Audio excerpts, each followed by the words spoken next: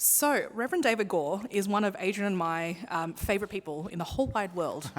He's rather excellent, but I'll let him speak for himself. Hi, David. Thank you for joining us this afternoon. Will you just give us a little, just a brief spiel about who you are?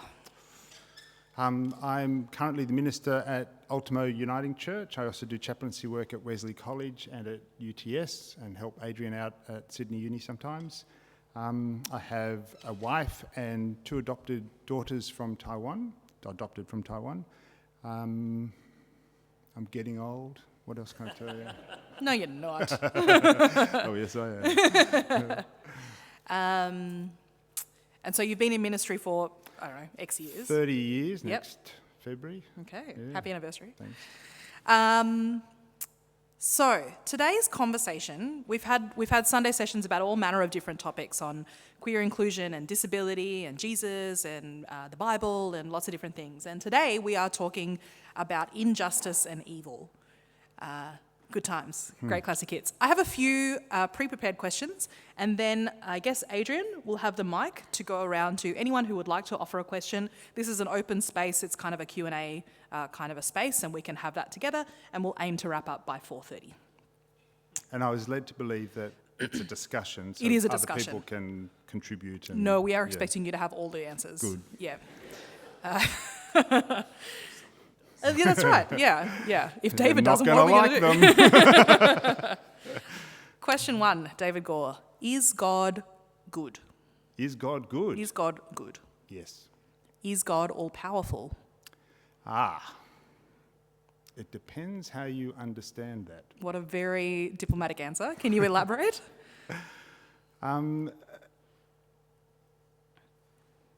think all-powerful is a misleading term because it suggests the power to coerce people to do things against their will, which I don't think God has any interest in.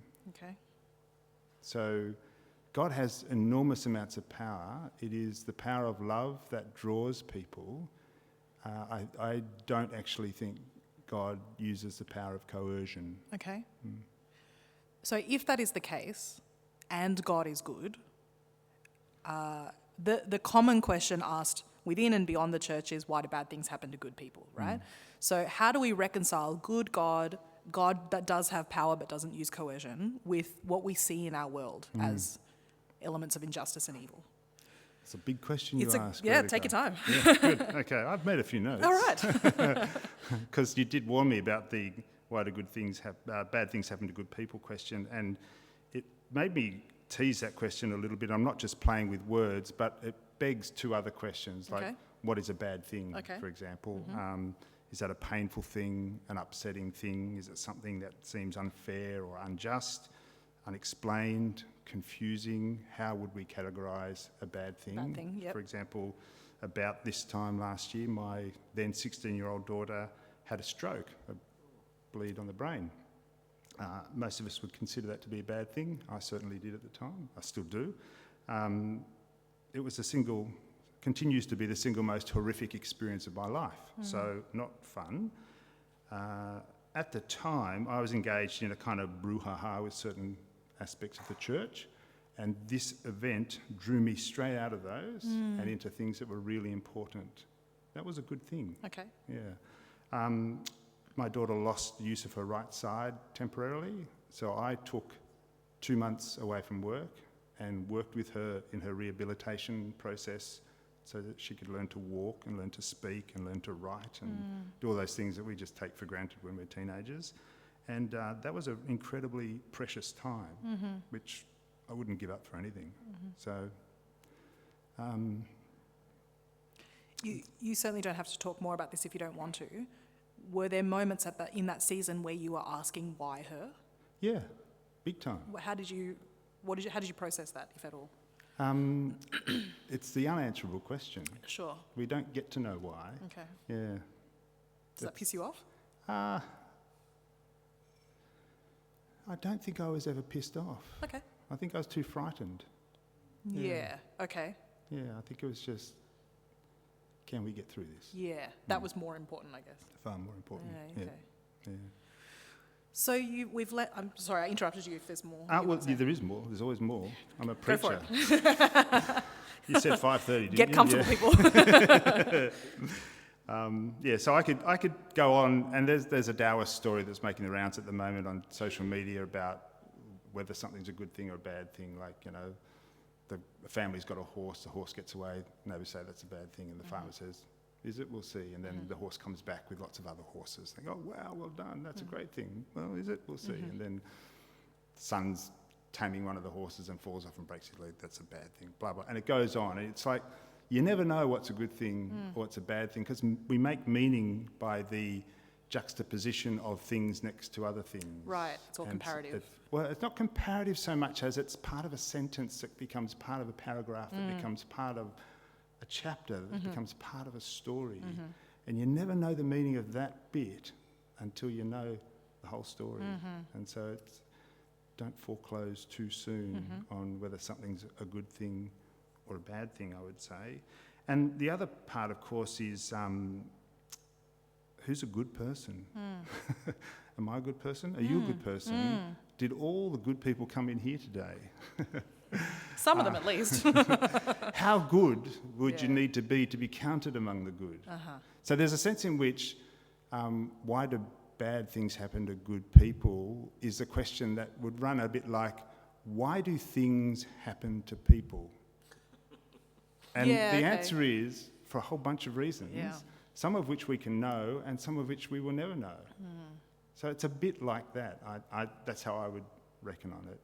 And I guess injustice and evil flies in the face of the idea that goodness deserves good things as a reward, right? Because that's not how injustice and evil works.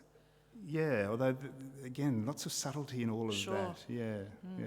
Because, I mean, the whole thrust of what I think in this area is that we kind of make our own good by being good, and the good is in the doing of it.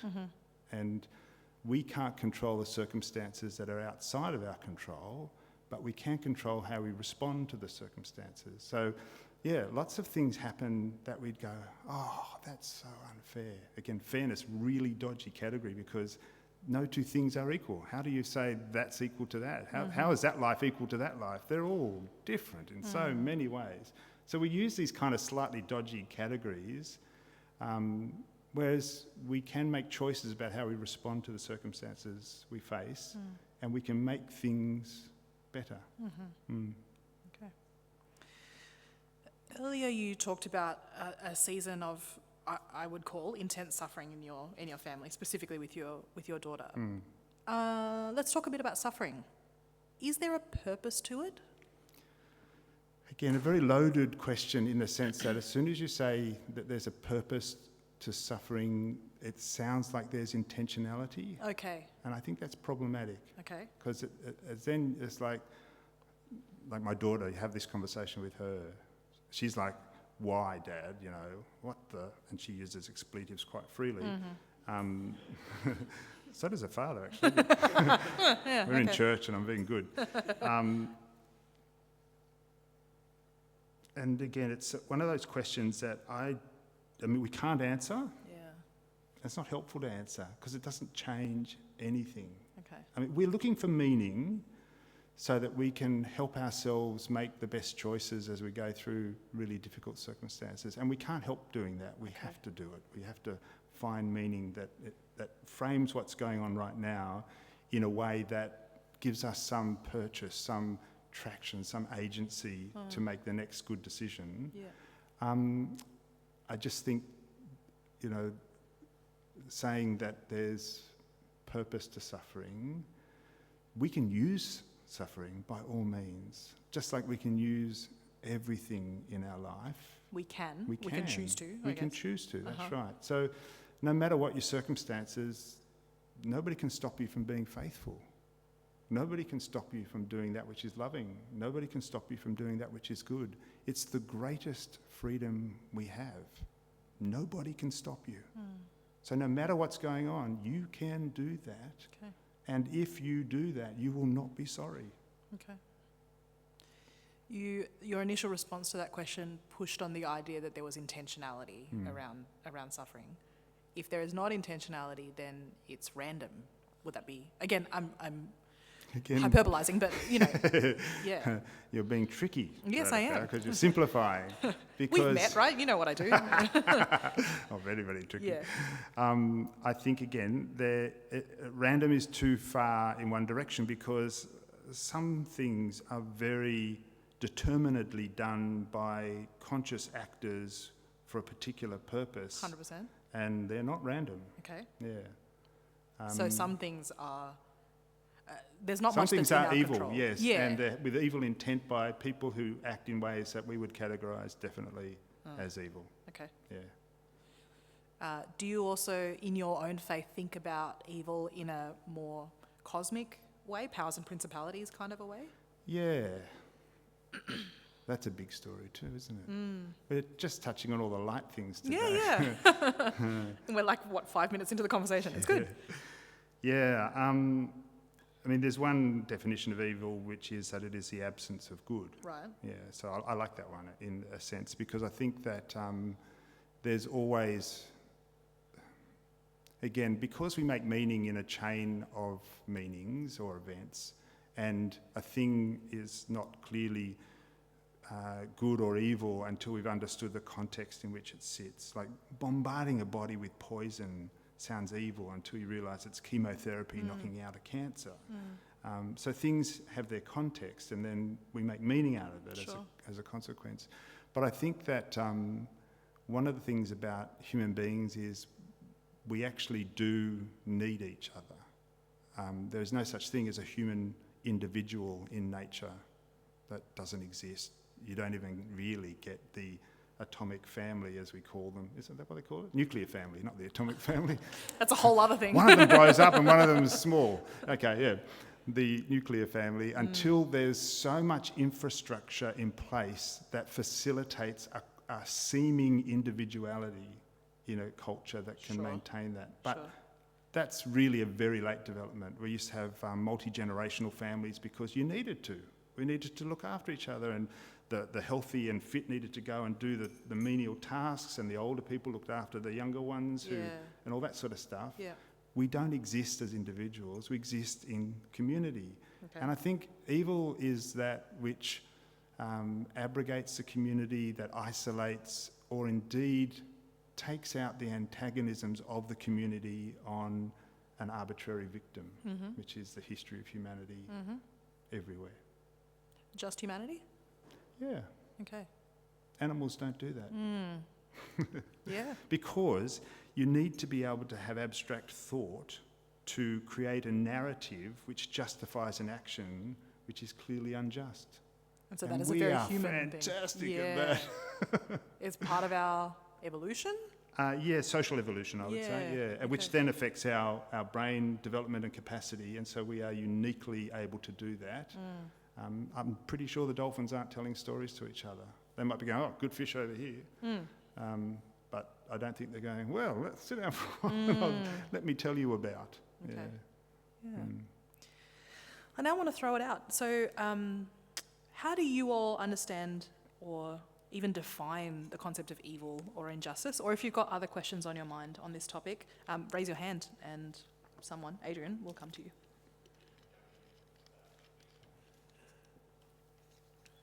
I'm going to jump in because I have the microphone.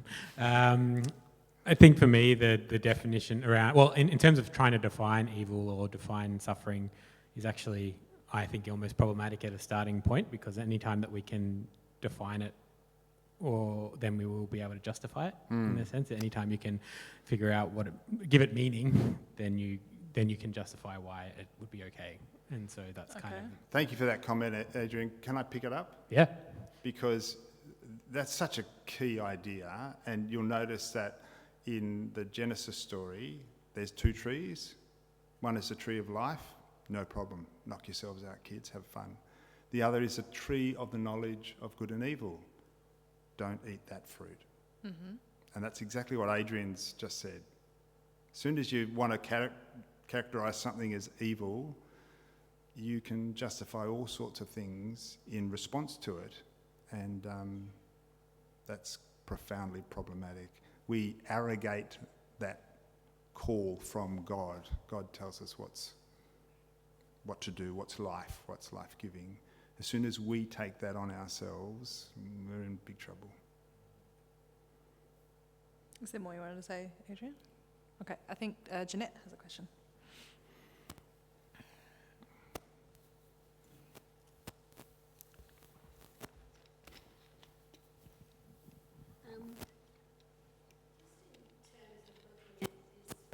Individual, it occurs to me that there's another question kind of further back from the discussion, which is, does God have a plan for your life? Mm-hmm.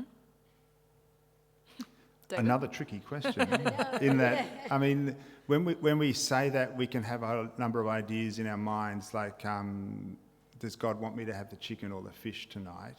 Is that the nature of the plan? Or does God want me to be a physiotherapist or a butcher? At what level would there be a plan? Like, I think that you could say pretty clearly that God has an intent in relation to the nature of person God would like people to be. Yeah. So God wants us to be loving and generous, and it's all in Scripture. I mean, I'm not telling you anything you don't know. If you've come to church before or read the Bible, that's pretty clear. But in terms of the more minutiae kind of stuff, people do resort to saying, I really felt God wanted me to do X, Y, and Z. And I think that's fine, as long as you don't blame God when things work out in a particular way. Because I think actually we have enormous freedom to do good in whichever way we feel we can do the best good most helpfully. And that's the plan. Yeah. I agree. We also confuse what the word plan actually means. Like the idea that God has a plan means that God starts here, God ends here, and God knows everything, has everything mapped out, and it's going to happen exactly like that. That's actually not what a plan is. God has an intention for the world, perhaps, or intention for us and what we should do, but our free will means that we're constantly changing that, and God's plan would then also need to be constantly changing because we are constantly changing. It makes sense, that boy. Yeah, he does okay. Yeah, he's all right. So then, does that mess with the idea that God is a constant, or that God is, biblically, God is unchanging? Yeah, I think there's things that are eternal. And, I mean, the virtues that we speak about are eternal. Like, truth is eternal. One of the things I love about the word aletheia, which is a Greek word for truth, is it means that thing which you cannot unsee, you can't look away from. Because truth doesn't dissolve, it doesn't erode, it doesn't modify depending on the circumstances. It's kind of eternal. So there are things that are true and eternal and unchanging, but they seem to me to be in the area of virtues and really profound, broad principles rather than specific, tangible variables. Okay. You know what I mean? So then bring that back to God being unchanging? Yeah, so the nature of God as love, for example, or a God of truth, a God of justice, and that's a problematic term as well, because we need to unpack that a fair bit to understand it. But those things, I think, are unchanging. Yeah. Right. Who God is unchanging. Yeah. Okay. Yeah. Carolyn. In terms of morality, we bring children up teaching them bad and good, but we never unpack that for them. And so then they become older and they immediately think bad is evil. So it gets the tag that it's evil. And so for me, a big question is, are we dealing with a lot in our society that is formed a lot earlier in people's lives, and how can we then influence what happens? It's a really good question, isn't it? I think, the first few years of our life, we bed down at a foundational level so many things that are not very conscious to us about what is good for us or bad for us, or what's acceptable in my circumstances, or what's going to cause me to be rejected in my and the human experience is we really need to be accepted. Like, that's not just insecurity. We really need to hang with our group. And if you become isolated and the odd one out, that's death. Like, that's the end for you. And so there's something very deep within us that's all the time reading the mood of the room. Is it okay to say this? Am I going to get in trouble if I do that? What's going to make the people here happy and really want me around? We do that without knowing we're doing it all the time. Some people are better at it and some people are a bit clumsier about it, but we all do it. And I think that those things form within us very early on, and then it takes a very deliberate act to go back over them and counteract them if we want to do that. And often we will never change our first nature in relation to those things because it's bedded down too early, but we can become aware that that's there and can deliberately counteract it. So, I have a fear of going to the dentist because I'm so old that when you went to the dentist when I was a kid, it really was a very awful experience. And I lie down in the dentist chair and I've got the loveliest dentist and she's so kind to me and I sweat, buckets of sweat down my back, and I have to keep telling myself, she's not going to hurt you, Dave. She cares about you. But it's hard.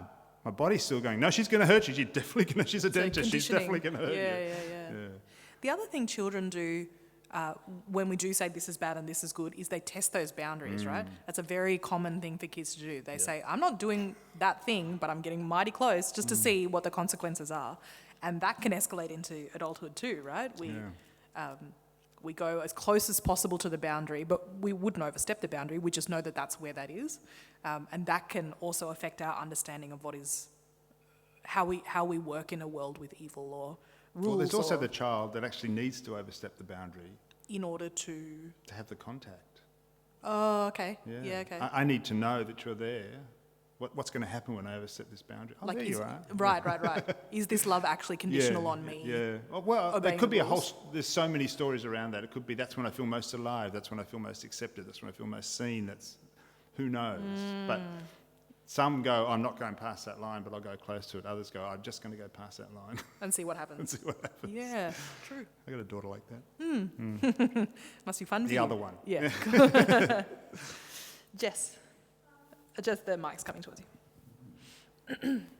Hi, is that working? Yeah. Going through a significant traumatic event, do you see, from an experiential point of view, good and evil in a different way after that? Good question. I certainly have a more tangible experience of good because, just catch my breath, I have a brilliant community around me, of which some of these guys are part. To be held by your community, that's good. Supernatural, really good.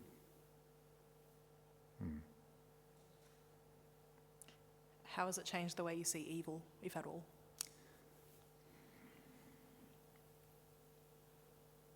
Not much. Okay. Yeah, not much. Okay.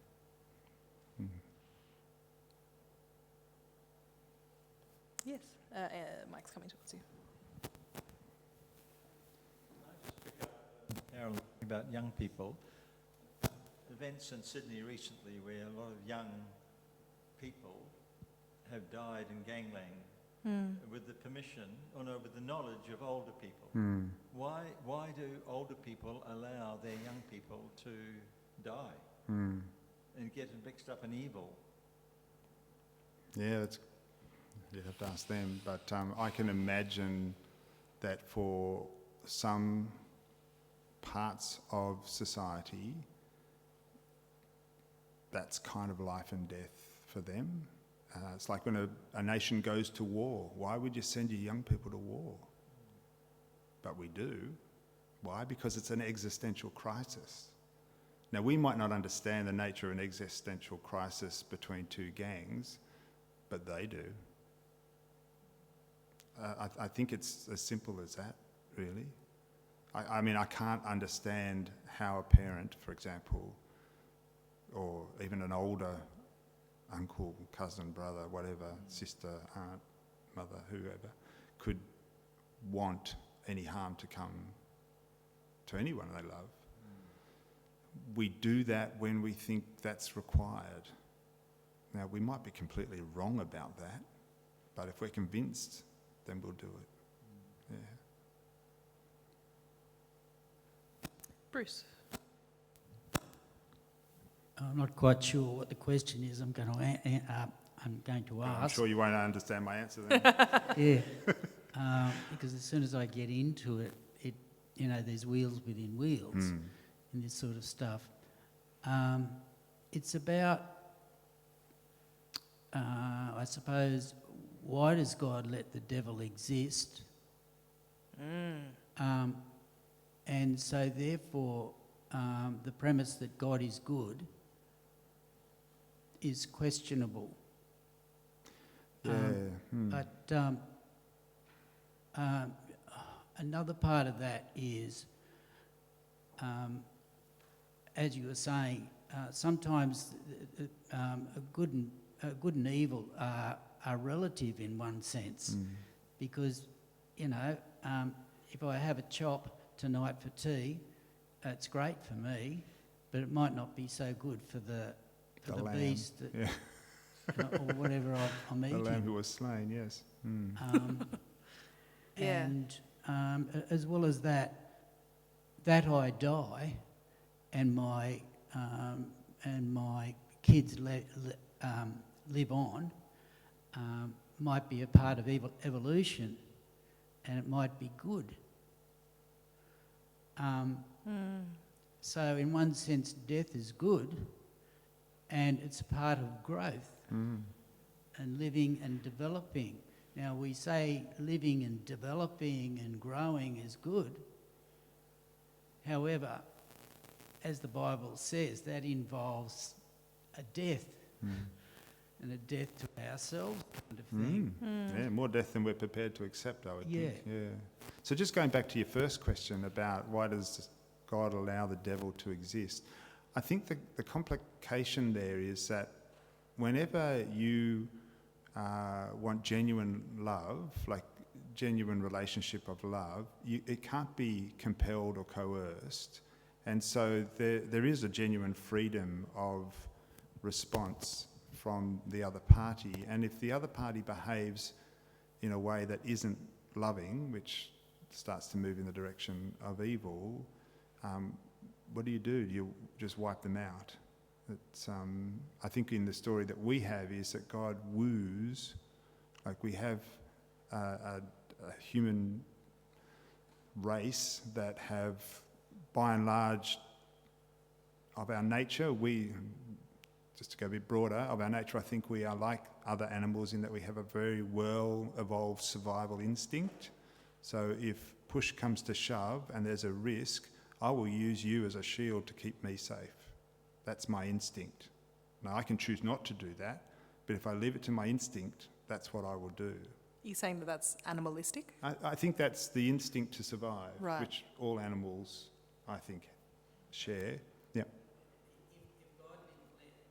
God didn't allow evolution and we were all born perfect and we stayed up in heaven, then that's the ultimate, isn't it? Because we're all looking at at becoming perfected and so on. And So you wanted to start perfected and stay perfected? well, maybe. Okay. That would be a whole lot better than us having free will.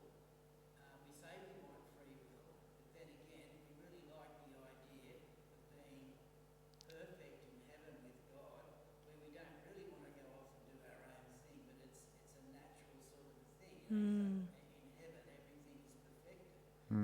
It's like we've just got this little bit of time here where God says, let the human race do what they want to do, and that's going to be great because they're going to have the benefits of making their own decisions. And that makes unique love, because we've now got sin and we've now got repentance and you've got a love now which is quite different than if we had all been loving together in the first place. But it has a different character of having to cope with things that have been done wrong to us.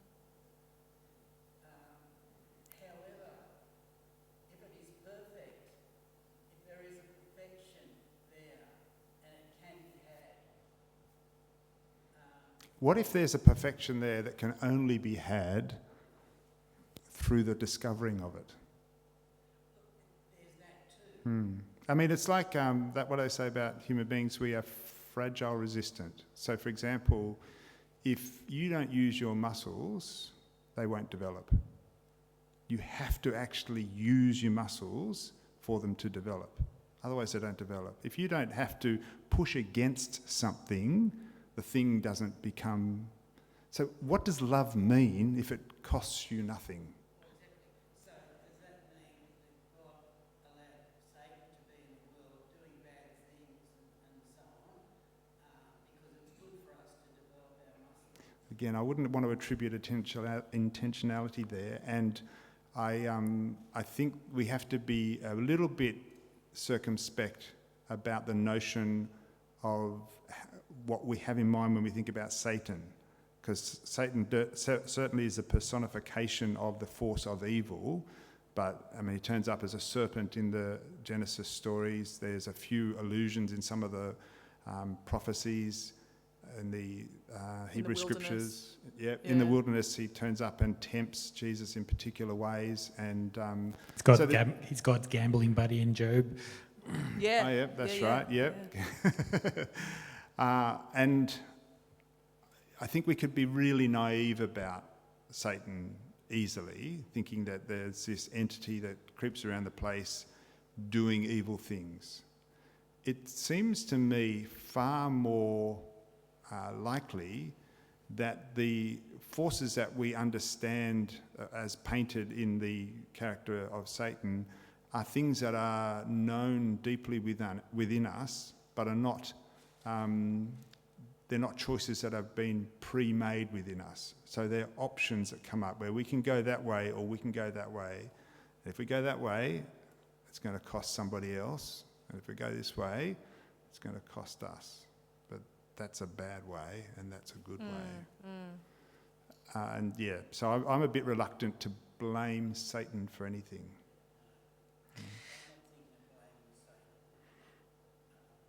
No, you're blaming God for Satan. That's good on you.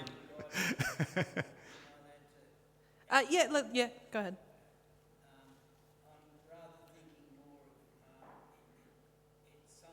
could make, well, it does make a lot more sense to 50% of our population at the moment.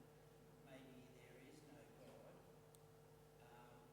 and we're all atheists, and this is just a result of a whole lot of atoms and so on that follow the Big Bang.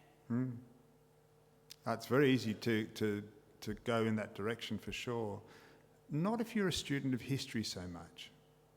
Because if you look at what has contributed to the arc of humanity in a direction that actually has produced the most good for the most people, including things like the end of slavery or the abolition of legal slavery at the very least, universal health care, widely available education, incredibly stable societies that also enjoy enormous amounts of freedom within them. These things are all the fruit of a story that is not our own story. It's a story that's been given to us. It's not natural. It doesn't make sense. Jesus said, "My kingdom is not of this world." And he wasn't joking around. The instincts that produce those kinds of goods are not our instincts. So, yeah, you can say, "Oh, well, where's God? Didn't show up for me." Actually, God's been showing up for us the whole time. And one of the questions I think you gave me was, how come we believe in a God of justice, or how come there's so much injustice in the world, that kind of thing. I think the question should be, how come there's so much justice? Where does that come from? Why do we not just kill each other all the time with impunity? And we used to, but there's this arc that's come in and helped us do a lot better. Now, we could forget that, but we can't really, because we know the fruit of it. And even the person that says they're an atheist, at a key moment, I reckon they'll still cry out. We all cry out, because we know we're not ourselves on our own. we're ourselves within a context of a community, in a story that's bigger than our lives, that's where it all makes sense. If this is just a bunch of atoms running around doing their thing, why bother? And I know there's some people who have taken it to that extreme and they don't bother. And that's terribly, terribly sad. I think that's an evil. Part of what I heard from Bruce is a wrestling with the idea, like, why is there injustice and evil in the world? He also brought into this conversation the concept of sin. There is a kind of a commonly held belief that injustice and evil in the world is as a result of the fall, as a result of the first sin. How do you sit with that as a concept? Yeah. Well, here we're starting to play with some ideas that are a bit more distant from our everyday. So it's conceptual stuff. You've got room to kind of go, oh, what about that? What about that? Okay. So, yeah, I think that I'm a student of René Girard, if you know him at all, a French-American thinker who came up with two theories. Mimetic theory, so we learn desire from each other. We tend to copy each other in all sorts of ways, which is fine until we all desire the same thing because we copy each other, and then there's not enough of them, so we fight with each other and then tear our community apart, and we can't live in a chaotic community. And then the other theory is the single victim mechanism, or the scapegoat theory, where all the antagonisms coalesce on a single victim. That victim gets killed and unity is restored to the community because they all agree that person did it, which is the birth of sacrifice. So that's where I believe sacrifice comes from. I think that's the tree of good and evil. Okay. We're making decisions about that person's evil. We can justify, and it's not a conscious thing. It's not people going, how about if we blame that guy? They actually believe that person's guilty, and it's confirmed to them because peace is restored to the community because there's unity around this enemy. Yeah. And so then that enemy is both a demon because they caused all the trouble and a god because the killing of that demon saved them. So it's very complex. What was the question? Injustice as a result of the fall. Yeah, okay. So whenever we take, as going back to Adrian's first comment about when we take upon ourselves the willingness to decide what's good and what's evil, we can't help but be subjective about that. And we now have institutions of law and judges and so forth who are trained in particular ways. But even within that, there's all sorts of different schools of jurisprudence that decide what's good and what's evil, what's right and wrong, what's allowable, not allowable, etc. What justice looks like, etc. Yeah. So it's a very movable thing.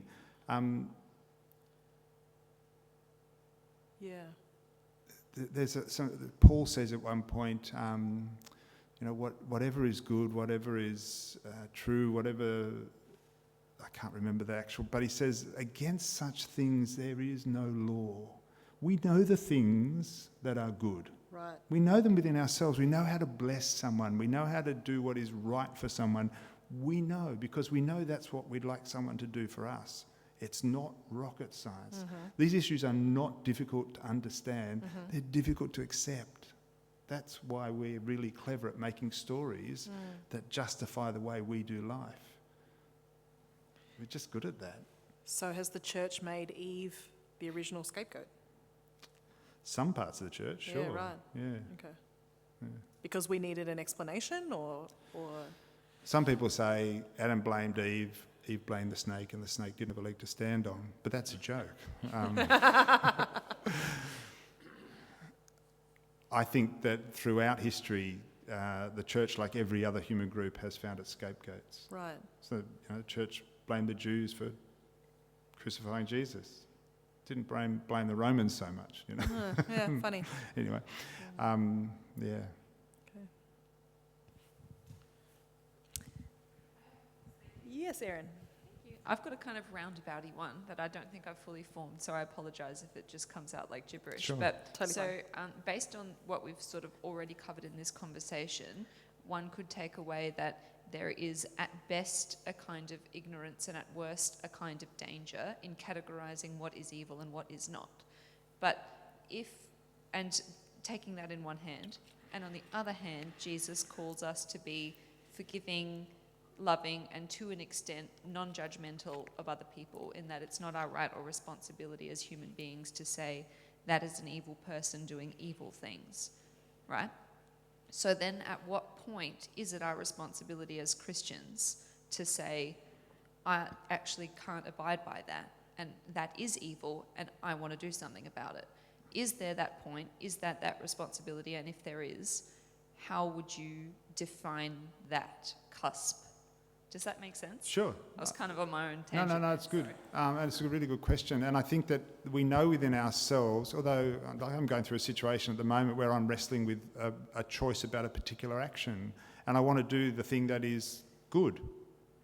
And I can see there are costs and dangers and potential benefits and, you know, life-giving things on both sides.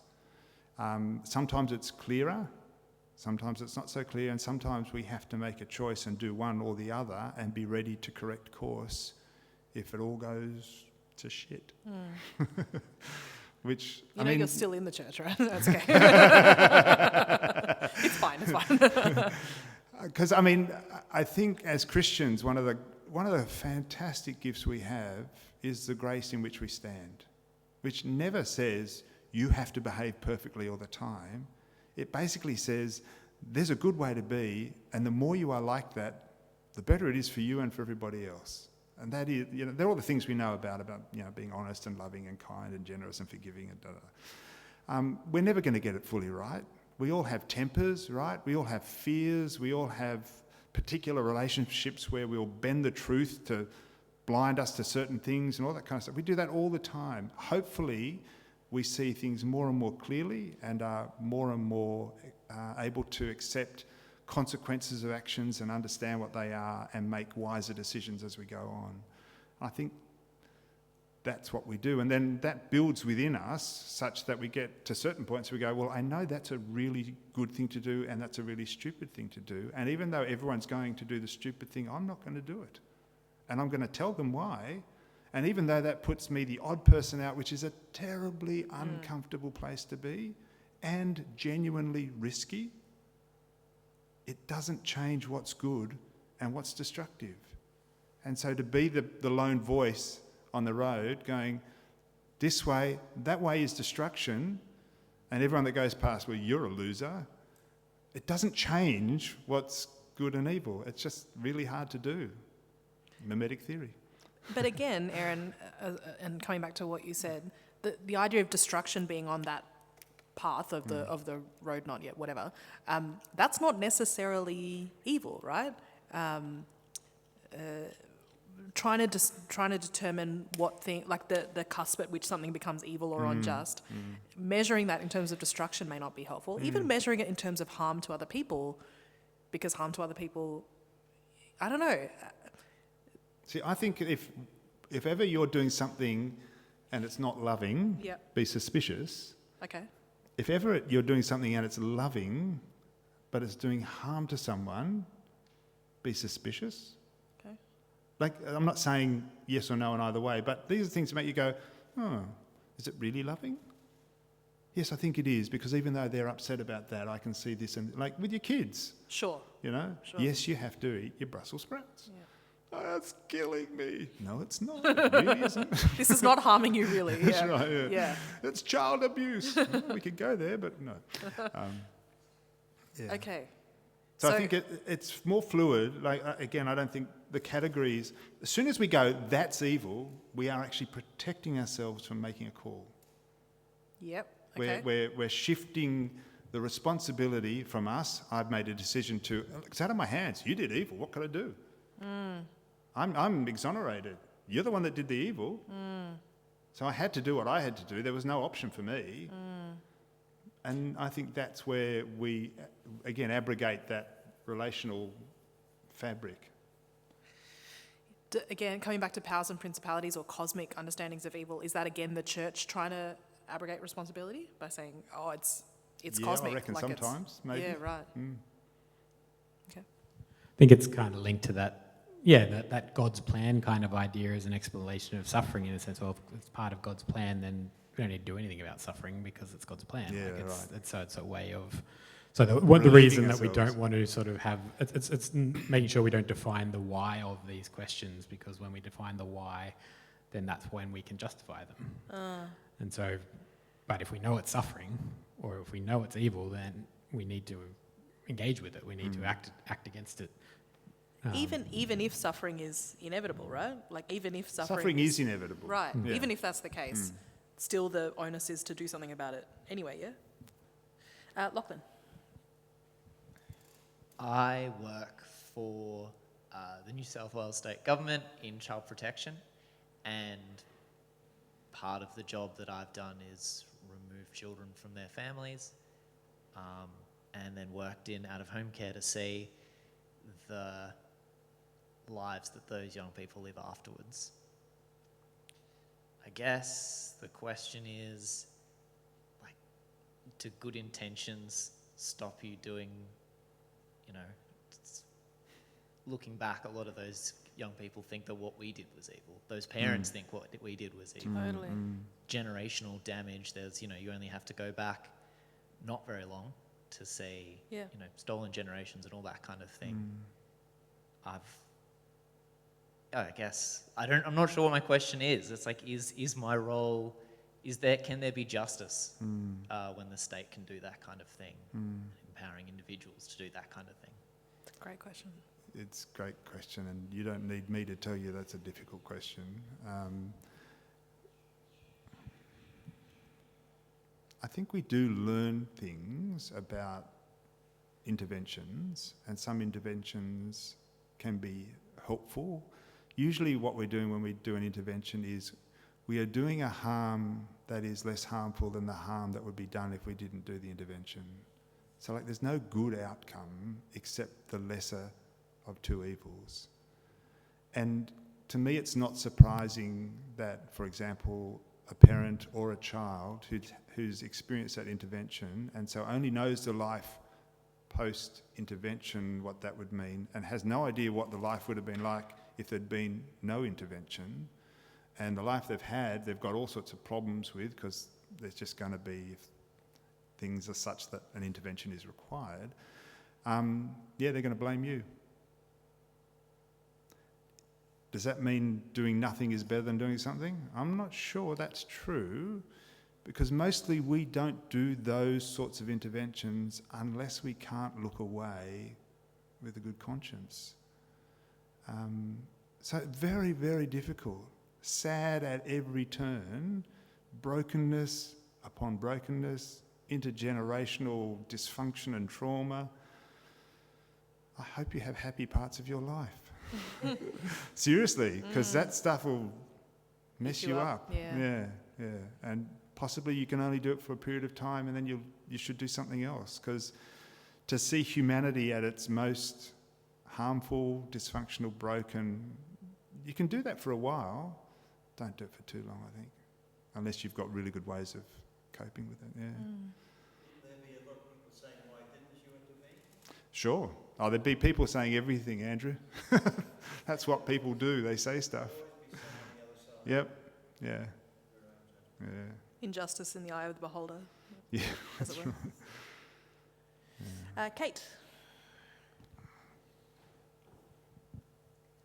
Maybe I'm misinterpreting some of what's being discussed, but I feel like there's a risk that we're not acknowledging, and this is not about you, Lockie, but not acknowledging the injustice and evil within our systems at times. Sure. So some of our systems are set up inherently racist, and so some of the children that are taken is because of racism rather than because of the intervention of them being taken being better than them staying. Yeah, sure. So I just want to make sure we're not Forgetting that. sort of being almost too pluralistic's the wrong word, but everything's relative, and acknowledging that we do have systems that I think are inherently unjust. There is even an argument, in fact, that all institutions, because of their nature, are coercive, and so they interrupt relationships. that's why they're there in a sense. They intervene and change what is going on. And I think, over the next decade or so, we're going to see trust in institutions go from really low to none at all.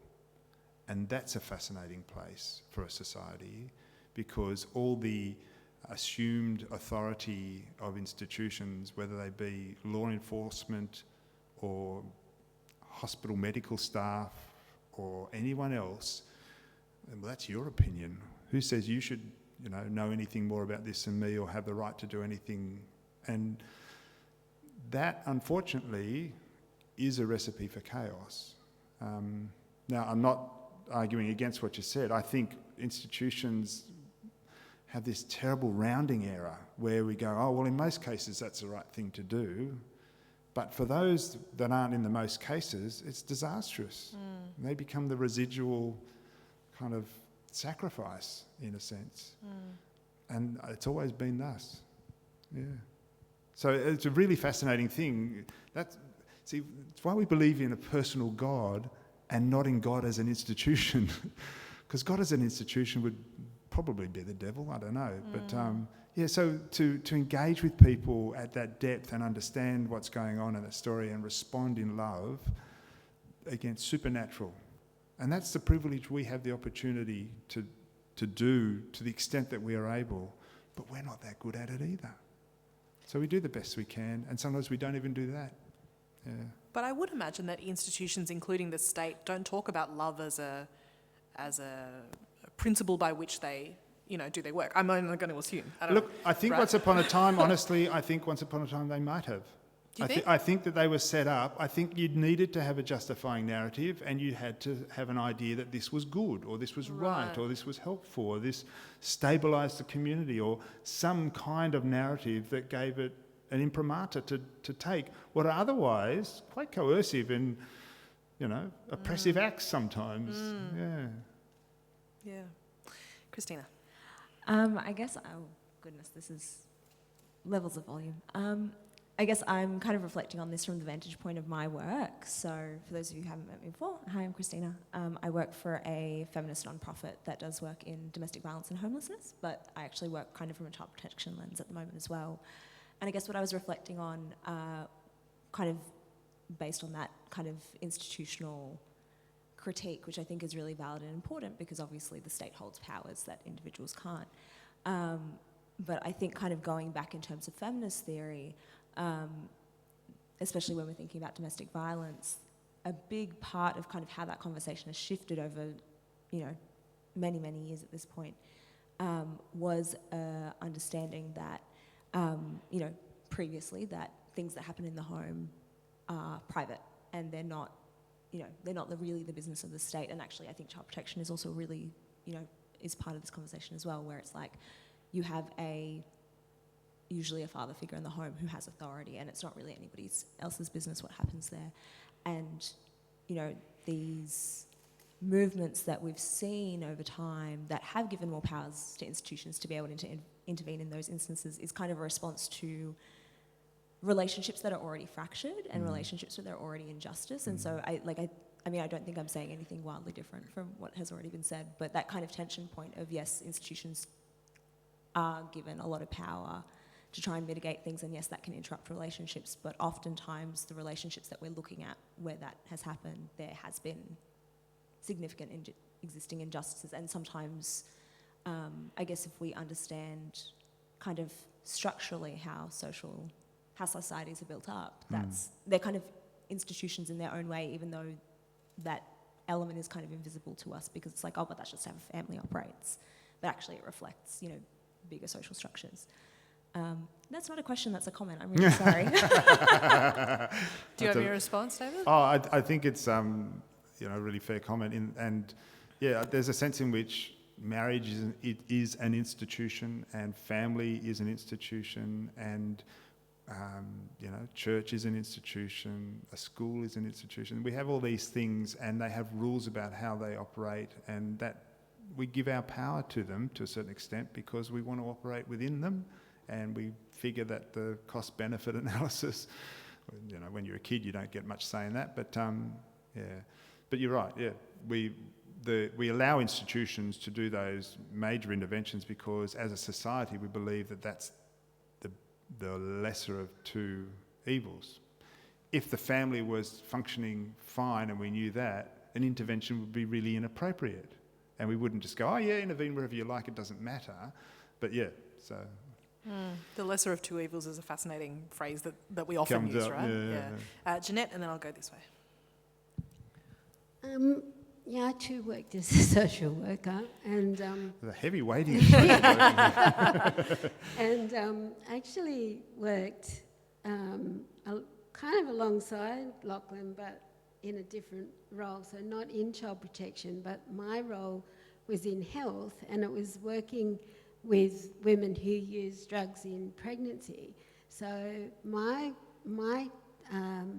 task was set to try and keep these families together, and removal of children was like the last Resort. The last solution, which is for child protection as well. But I worked across that field for 35 years, and I saw the level of risk that our society was willing to accept become less and less. So, earlier on, there were many more removals. Later on, you'd agree with that, wouldn't you, Lockie? Yeah, like that we now say that keeping a family together is the our prime role, and then the law sets out like different levels of if they're removed, who looks after them.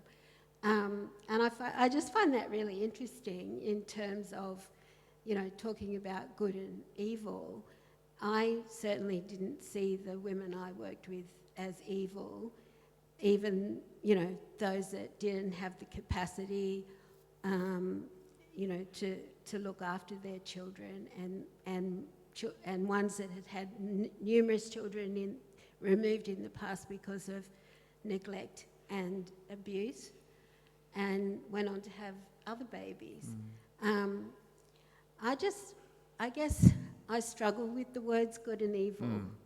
Good. Yeah, I don't see the world that way. Yeah. And I think it's a binary that's very, we have to be very careful of, because people aren't good or evil. They hold both things within them. That's the And way by and I large, see it. people I have found are actually doing the best that they can. Yeah. It's just that they're not very capable sometimes. Like, Intergenerational trauma and all sorts of things, yeah. Systems in place that... Systems, yeah. Thank you. I'll go Carolyn and then Bruce. I also want to give opportunity for anyone who hasn't offered a question or a comment yet. So we'll go Carolyn first.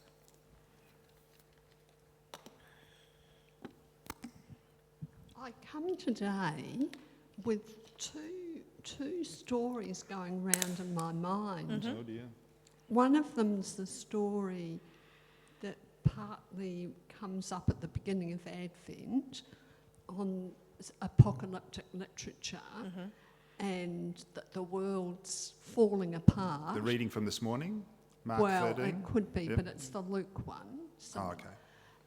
the world's falling apart and the destruction of the temple and people needing to look to future hope. And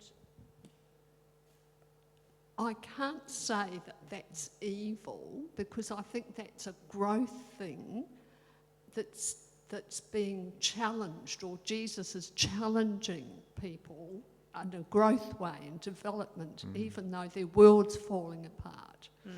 And the other story is Tim Winton's latest book, and him actually saying that we need a new narrative in Australia. And I'm wondering if this is all where this is leading as well. We need a new narrative for Australia.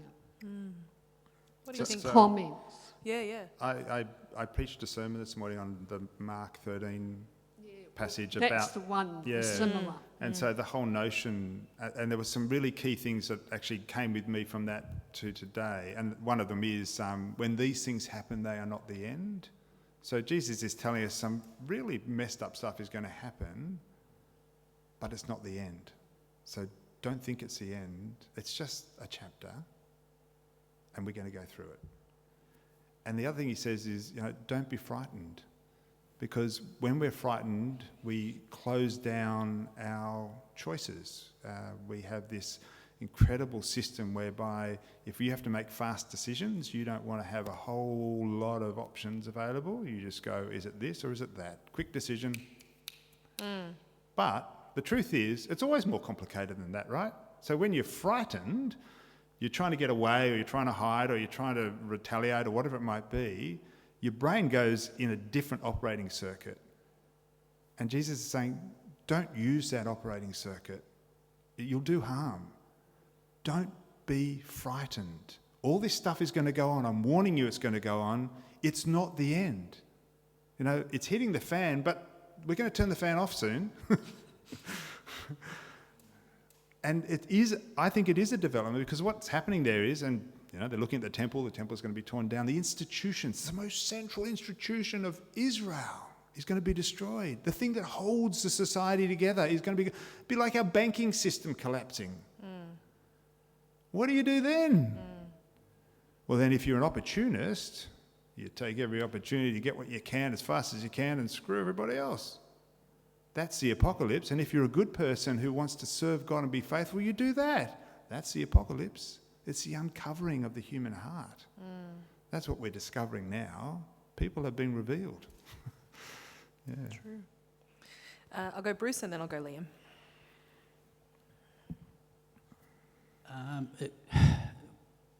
This whole idea of why did God allow this sort of puts the blame on God, and I worry that that's the way it goes. Either there isn't a God, or if there is, then we blame him or it or she, they.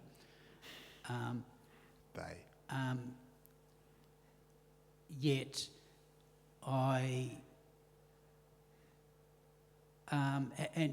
this whole idea of blaming organisations, it's the organisations to blame, same thing. The organisation that I work for is Community Corrections. Worked for them for 23 years, so I've seen plenty of that sort of stuff go. And our what is it? Vision statement says something like we're gonna catch the robbers, but we'll do it. But we'll do it in the best way we can, and respectful and all that sort of stuff. Which basically I put in brackets and say, well, we do it in a loving way. But interestingly enough, it got pulled out of our policy manual. Really? Yes, it did. And I didn't notice that, nor did I think nobody else noticed it until I happened to mention it to somebody who was far enough up the ranks. So it just, to me, I can't change all that. I don't know what God is doing. However, I know he calls me to love. That's what God's doing. And I think that is good. Right. What's that? There's a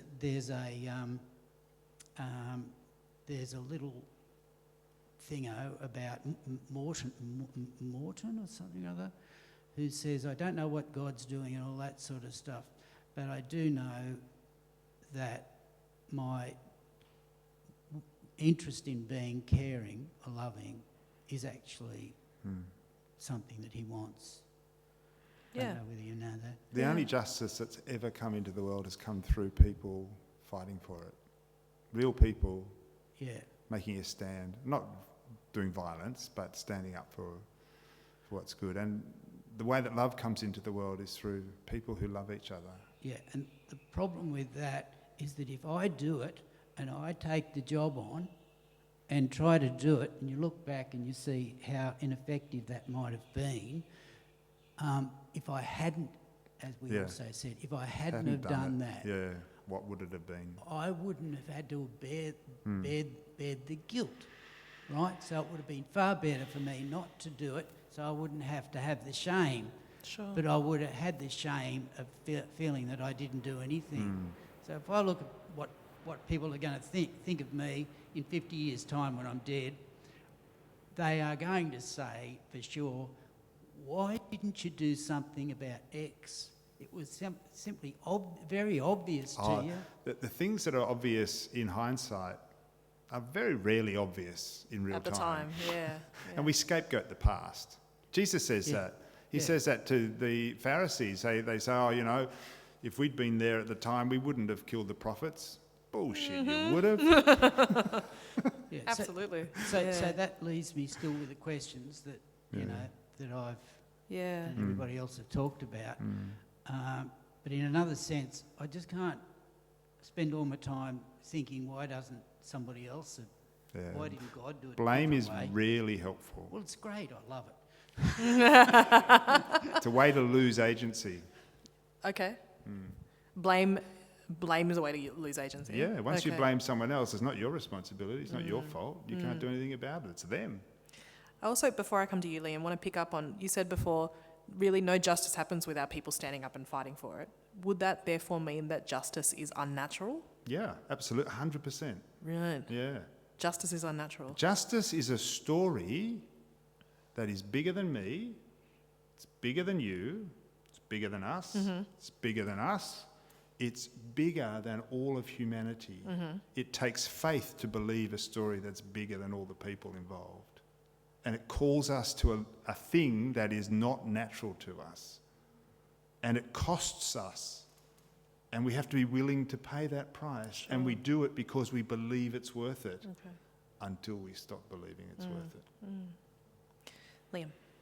So this is a bit of a gear shift, but what are we to do when our idea of what is good, what is right, what is bad conflicts with what the Bible might be telling us is good or is bad, or even what the church might be telling us is good or is bad? So, good question. I think that one of the difficulties in your question is that we find it difficult sometimes to really know what the Bible's saying. So it's obviously an ancient document written in a range of languages in cultures that are so far removed from us, in places a long way from here, all of that. I did think of an example, because this is one of the issues that Radhika primed me on. For example, we see in Genesis chapter 22 that God tells Abraham to offer his son Isaac as a sacrifice. Now, that's a horrendous thing until you understand the context. So Abimelech, with his head of army, Phicol, has come to visit Abraham and his tribes in the previous chapter and basically said, "You're on my turf, mate. And, you know, I've got my head of army here. This isn't a social visit." And then there's and Abraham makes a kind of a bargain with him, but then there's an incident around a well where his well is vandalised, and in that part of the world at that part of the time, water is life. So this is not small potatoes. This is really serious stuff going on. And Abraham and his tribes are under enormous pressure. At that time in history, when you're under enormous pressure like that, you would offer a sacrifice to God, your God. The nature of sacrifices is the more valuable the thing, or the more important or meaningful the thing you sacrifice, obviously the more costly. Costly, that's right. So the most potent sacrifice is a child. But the head of a tribe would never sacrifice his own child. He would find a child who the least fuss would be made over that child being sacrificed. So a single parent maybe, or an orphan, or someone like that. And that's what they do. But in that context, God says to Abraham, if you're going to offer a child sacrifice, make sure it's your child. So that puts a different spin on that story. I mean, even to the point where, and this is quite delicious, because you see in chapter 22, this little vignette where Abraham is walking with Isaac, and he's got the wood. Isaac's carrying the wood, and Isaac goes, "Hey, Dad, You know, we've got the wood and we've got the fire. Where's the sacrifice? What a beautiful little... And Abraham's like, no, well, God will provide. You're the sacrifice, buddy. I just don't want to tell you that. Yeah. And then at the moment where the sacrifice is to be made, Abraham, lo and behold, realises, you know, I don't think child sacrifice is such a great idea. And he outlaws it from all his descendants. Ever again, human sacrifice is never again used in Israel. Now, if you wanted to outlaw human sacrifice, that would be a really good way to do it. And so you can see that often we read that story and we say, well, it's a test of faith. Abraham had to be ready to go and kill his son. Well, yes, but that's not the purpose of the story. It's not testing faith. It's teaching you something about where life is found. And fortunately, he got it. And we're the beneficiaries. We don't sacrifice children anymore, and not in the traditional ways. I mean, for a long time, we sent them down mines, or we, make them work really hard at school so they can earn lots of money and keep us in the way we'd like to become accustomed to, that kind of thing. But we don't actually put them on altars anymore. We don't sacrifice anybody anymore in our culture. Yeah. It's a big development. I'm glad of it. So then following on with that, so the Bible does offer stories of God either participating in or at least commanding violence, genocide, favoritism of a particular community over others, all that kind of stuff. So it would seem. Right? We hold the Bible as a collection of stories and as holy and as sacred. How do we interact with Scripture as we come to understand evil and injustice? Yeah. So this will probably mess with some people's idea of how Scripture speaks to us, but I think the revelation of God in Scripture is found in that bit between the background culture and what happens in the story we're given. So if you're moving from a very, very violent situation to a slightly less violent situation, like your intervention, that move, that's the revelation of the nature of God. So when we, for example, get an eye for an eye, a tooth for a tooth, it sounds really violent in our culture because we live many, many thousands of years and many, many incremental turns away from violence, away from that culture. But in a context where people would kill you and your family and your tribe for a misdemeanor, an eye for an eye and a tooth for a tooth is a violence limiting. It's a step up. Yeah. Okay. And so in that movement, we see the nature of God. So you've always got to understand, that's why it's so hard to read Scripture well, because you've got to have some idea of what the context is. Yeah, I think. Is Revelation promising us, David, that good will eventually triumph over evil, or is there some sort of incline in favour of good over evil that gives us some hope? I would say definitely yes. I actually think good always triumphs over evil. Good has the power to reproduce. Evil has a termination gene in it because it's self-destructive. So by its very nature, that doesn't mean it's like everyone can't simplify it too much. But yeah, even as the wheels fall off parts of our culture because we no longer believe in our institutions and things are going to get a bit hairy and, Donald Trump's president in America and I still think good is known to be good and we know what we need to survive or to live better than survive. Survive is that, small head space, but to really live, if you really want to live, you need good. Because the living is the good bit, and the good bit is the living, and that's what life's about. And all the rest is for nothing. It's a waste. So yeah, I think we have every reason to hope. And we ourselves should live large into what is good and loving and bear the cost because it's always worth it. And it's not worth doing anything else or anything less. It really isn't. You miss out. So, Maybe one or two more questions. Erin. I'm not sure if this one has an answer, and it's quite curly, I guess, but I think it's building off of that idea that good always kind of like has the last laugh in a way. Like, might not necessarily triumph, because sometimes evil things do happen, but like at the end of the day, when all is said and done, good will have the last laugh. I am kind of, I don't know, from my own observations, so as part of my job, I work with Holocaust survivors, and I've come to know Sorry, them. which sort of survivors? Holocaust survivors. Oh, wow. So Okay. I work with them very intimately. I have come to know them very deeply, and they are the most deeply traumatized people that I've ever encountered. And that is not just them. How does the concept of trauma fit into that dynamic, that interplay between good and evil? Because even people who might put up a front of being very resilient, very hopeful, very strong and good people might not feel that way inside. And we know that the nature of trauma is so corrosive. How does that fit into this? Sorry. Yeah, you should be.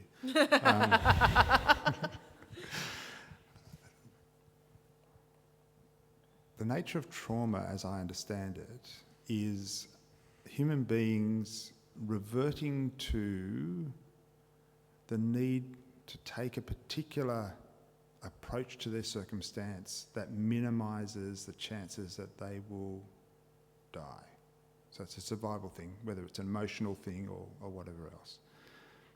That's not good, obviously, but sometimes it's necessary, you know, whether it's dissociation or all sorts of things we use, which is an emergency psychological mechanism, which you don't need when things are okay, but when things are really bad and you could be about to die or worse, that's when you need it. And we learn to cope with that by covering up and masking and getting on with what we need to do and compartmentalising and all those sorts of things, which is extraordinary in itself that we can do that. My own experience of trauma is that it takes an environment of extreme security and enormous grace to even approach those things that are stored within us that are the trauma. And sometimes it's not possible to do that because we just can't. It's too much. So your question is, how does the good triumph in that situation? Yeah. Even the person who is carrying huge amounts of trauma, I think at whatever level they are capable of doing good and receiving good, know that that is better than the alternative.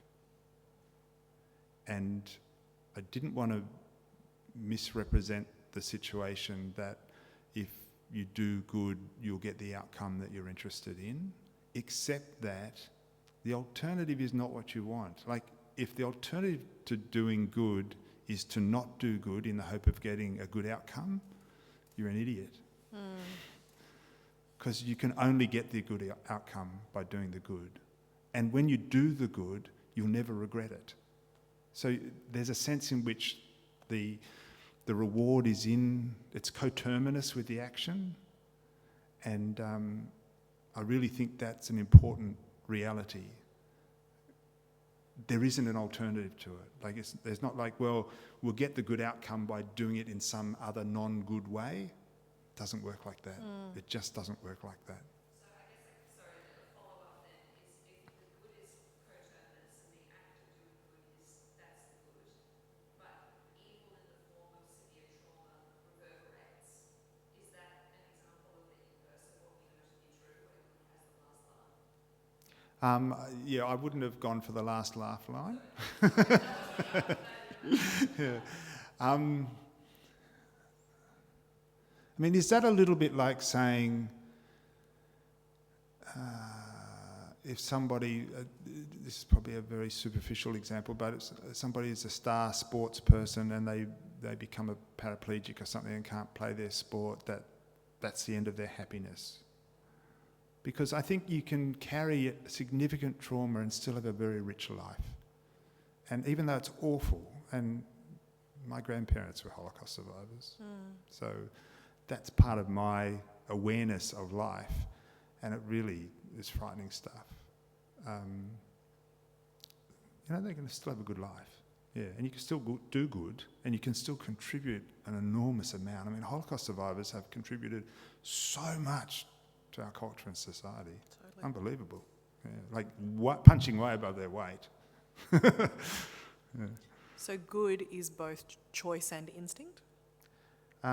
It's not instinct, I don't think. I think it's always choice. Well, we talked about a child kind of having an innate sense of what the loving action is, or yeah, I still wouldn't.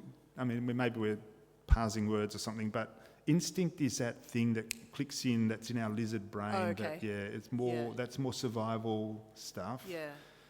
We make whenever we're making a choice that's going to cost us something. That's counter-instinctual. Yeah, true. And so we've got to have a bigger story that says, "Oh, I can relate to you, and you are somehow part of me, and I want to look after you. Love your neighbour as yourself," kind of thing. Not natural, supernatural. The choice to wear the cost of a particular action. Yeah, okay. Yeah, and it's worth it. Like, I'm not saying, "Oh, bugger, I've got to care for someone again, or I've got to love somebody." It's always worth it. The richness of it is always good, and you won't regret it. Okay. Even if they turn around and slap you, it's better than the alternative. You know. Any final burning questions? I'm sure there's plenty in your mind, but for now. Let me wrap this up with if anything, a sense of hope. So Martin Luther King Jr. said, "The arc of the moral universe is long, but it bends towards justice." Does that ring true for you?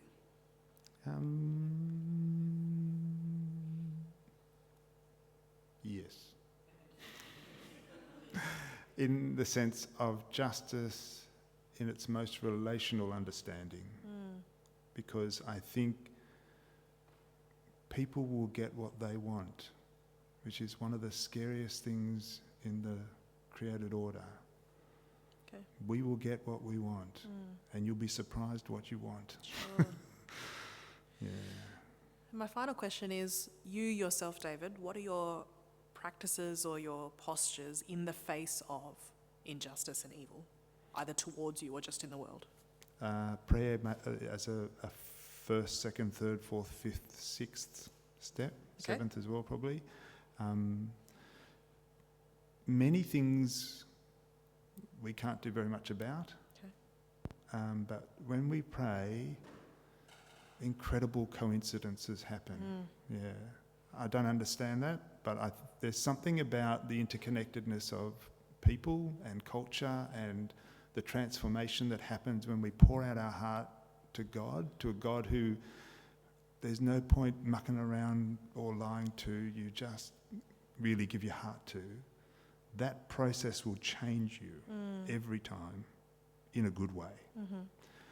And that means if there is anything that you can do, you're likely to become aware of it. And not only aware of it, you're going to feel some sense that I really need to do something about that.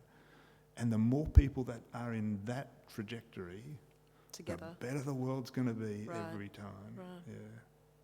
So I start with prayer in the middle, prayer at the end, and the rest kind of takes care of itself. I mean, it's not that simple. Like lots of wrestling, I'm wrestling with something in the moment. Sure. I talk to lots of people about what I should and shouldn't do. Sure. There's potential danger on either side and potential good on either side. Sure. Yeah. So I pray a lot. A lot of prayer. Community sounds like it matters. Community is really critical. Yeah. We are not complete on our own in any way.